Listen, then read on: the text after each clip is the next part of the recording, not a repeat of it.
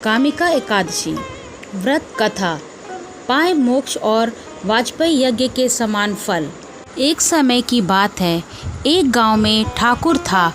वह बहुत ही क्रोधी स्वभाव का था। एक दिन उसका एक ब्राह्मण से झगड़ा हो गया।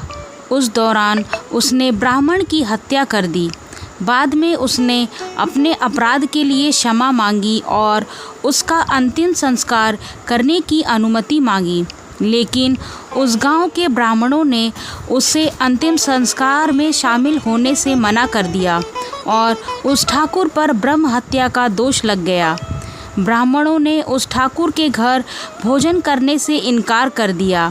उसके किसी भी मांगलिक कार्य में ब्राह्मण नहीं जाते थे। समय व्यतीत होता गया। एक दिन उसे एक मुनि मिले। उस ठाकुर ने अपने मन की व्यथा उनसे कही और पूरी घटना को सच सच बताया। फिर उसने मुनि से पूछा कि ब्रह्म हत्या का पाप कैसे दूर होगा। तब उस मुनि ने कहा कि तुम कामिका एकादशी का व्रत रखो। यह व्रत श्रावण मास के कृष्ण पक्ष की एकादशी को किया जाता है। मुनि ने ठाकुर को कामिका एकादशी व्रत की विधि और महत्व का विस्तार से बताया।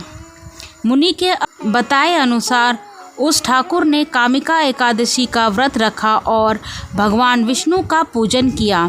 रात्रि के समय वह भगवान विष्णु की मूर्ति के पास शयन कर रहा था। तभी स्वप्न में उसे श्रीहरि के दर्शन हुए।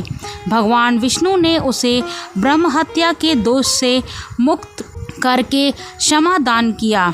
जो लोग कामिका एकादशी की रात में अपने पितरों के लिए दीपक जलाते हैं, उनके पितृ लोक में अमृत के समान पुण्य प्राप्त करते हैं।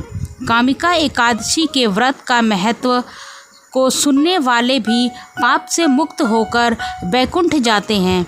ब्रह्म देव ने नारद से कहा कि जो भी मनुष्य कामिका एकादशी व्रत करता है और घी का दीप जलाता है, उसे स्वर्ग लोक में स्थान प्राप्त होता है।